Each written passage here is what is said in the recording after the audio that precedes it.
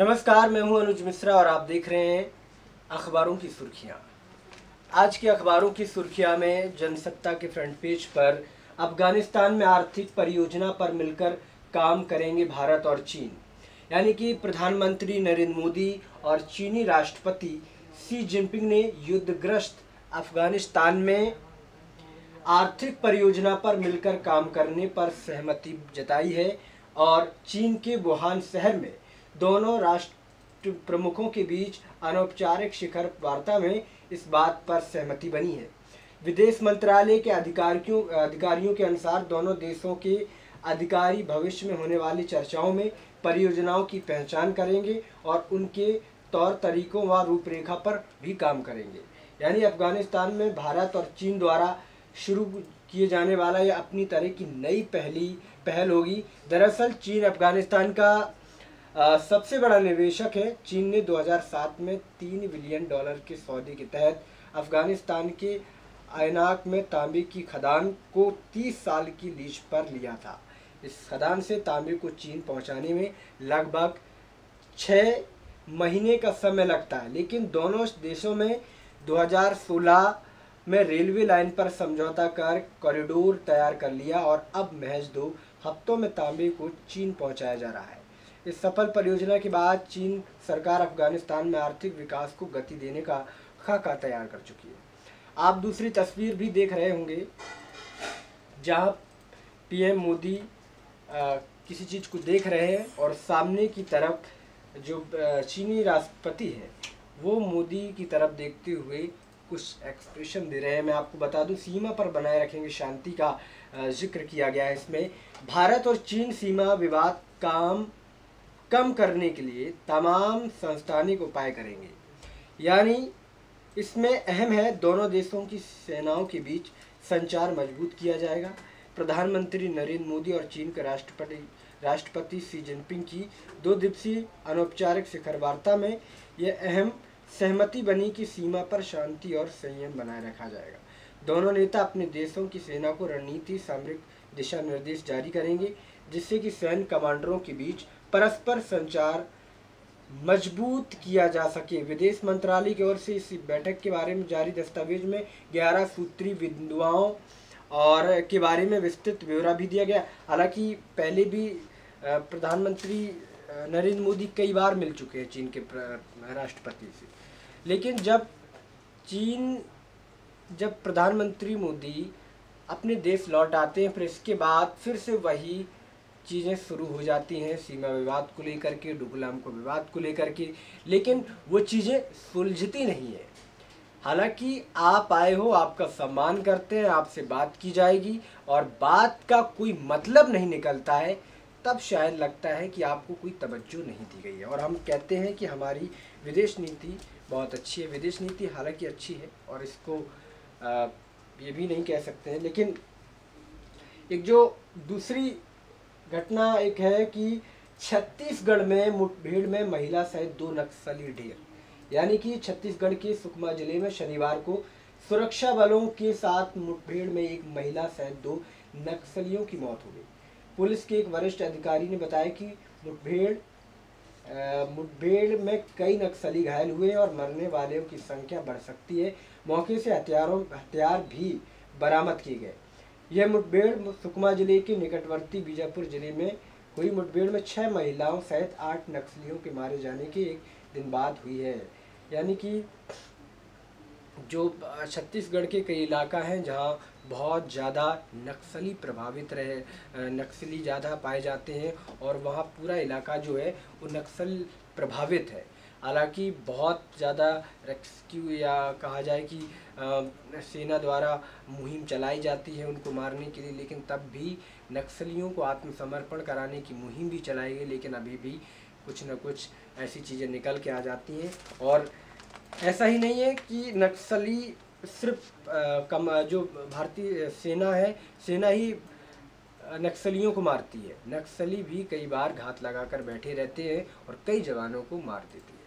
हालांकि आपको मैं बता दूं कि एक और जो वाकया हुआ है, आपको मैं बताऊं कि प्रधानमंत्री जब चीन गए तो चीन में उनके लिए एक म्यूजिकल एक सेरेमनी रखी गई, उसमें जिस तरह कार्यक्रम रखा गया वहाँ प्रधानमंत्री मोदी को भारतीय फिल्मी गीत की धुन सुनाई गई। उसमें क्या था, तू है वही दिल ने जिसे अपना कहा, यानी कि जिन चीन के दिल कहे जाने वाले शहर वुहान में प्रधानमंत्री नरेंद्र मोदी ने के लिए मेज़बान ने अपना दिल निकाल कर रख दिया। चीन के कलाकारों ने भारतीय प्रधानमंत्री के स्वागत में अपने पारंपरिक वाद्य यंत्रों पर अनूठे अंदाज में बॉलीवुड का यह मशहूर गीत बजाया, तू है वही दिल ने जिसे अपना कहा। ये वादा रहा 1982 की बॉलीवुड फिल्म में, ये वादा रहा कि इस गीत का इंस्ट्रूमेंटल वर्जन प्रधानमंत्री मोदी और चीन के राष्ट्रपति शी जिनपिंग मंत्रमुग्ध होकर सुनते दिखे। यानी कि हालांकि बहुत अच्छा माहौल देखने को मिला कि बॉलीवुड का एक धुन जो है वहाँ के कलाकारों ने अपनी वाद्य यंत्रों के द्वारा भारतीय पीएम को सुनाया। हालांकि भारतीय पीएम जो है इन चीज़ों में बहुत ही कम इंटरेस्ट रखते हैं, लेकिन उनको पहली बार बॉलीवुड की इन धुन को सुनाया गया। शांति निकेतन की डी.लिट पाने वाले की सूची में बच्चन नाम हटाया। यानी कि शांति निकेतन के नाम से ख्यात रविंद्र भारती विश्वविद्यालय ने पश्चिम बंगाल के राज्यपाल केसरीनाथ त्रिपाठी के निर्देश पर अमिताभ बच्चन का नाम इस साल डी.लिट पाने वाले की सूची से हटा दिया है। कुलपति सब्यसाची बसु राय चौधरी ने शनिवार को यह जानकारी दी। चौधरी ने बताया कि राज्यपाल ने विश्वविद्यालय को अनुपस्थित रहने वाले किसी भी व्यक्ति को यह मानद उपाधि नहीं देने को कहा है।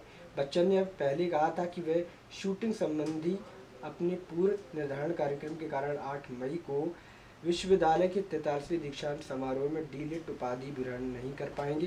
कुलपति ने बताया कि इस दीक्षांत समारोह में जिन अन्य मशहूर हस्तियों को डी.लिट की मानक उपाधि को दी जाएगी वो लेखक नवनीत देवसेना, चित्रकार जीतन दास और शास्त्रीय गायक पंडित अमिया रजन बट्टोपाध्याय हैं। यानी कि उनका नाम लिस्ट से हटा दिया गया। और जो दूसरी खबर है, एम्स में डॉक्टरों की हड़ताल का तीसरा दिन, नर्सें भी शामिल। मैं आपको बता दूं कि एक एम्स में जूनियर डॉक्टर को किसी सीनियर डॉक्टर ने थप्पड़ मार दिया था और उसी को लेकर के कहीं ना कहीं जो जूनियर डॉक्टर हैं वो भड़क गए हैं और वो पूरी तरीके से विरोध प्रदर्शन में उतर रहे हैं। आपको मैं बता दूं कि 62% दवा कंपनियां मानकों पर फेल हो रही हैं। 58% दवाएं बिना जांचे आ रही हैं, यानी कि खतरा है। आपको बता दें कि राजनीति में भी होता है कास्टिंग काउच। 80% सांसद बोली रेणुका की बात सच नहीं।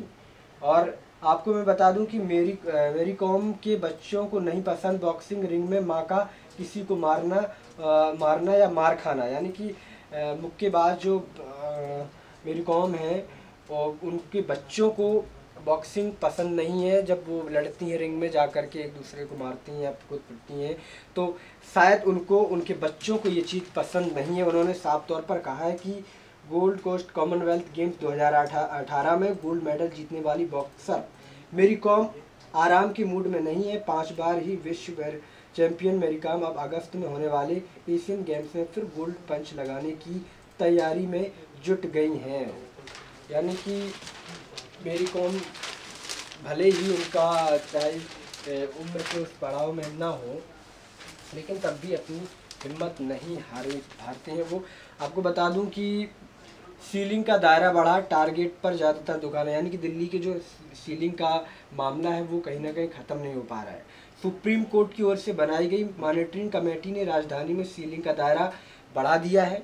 और पहले तो लोकल शॉपिंग सेंटर में कन्वर्जन चार्ज का चुकाने और प्रॉपर्टी में मिसयूज को लेकर ही दुकानों का सीलिंग की गाज गिर रही थी, लेकिन अब उन लोगों की दुकानें भी सील होगी जिन्होंने सेक्शर्ड बिल्डिंग बायलॉज में तय कवर्ड एरिया से अधिक एरिया में दुकानें बना रखी हैं।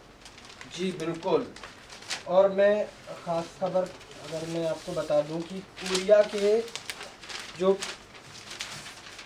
कोरियाई प्रायद्वीप में सुलह शांति युग का आगाज, यानी कि जिस तानाशाह को दुनिया के लिए ख़तरा बताया जा रहा था वो कहीं ना कहीं अब पिघला हुआ है।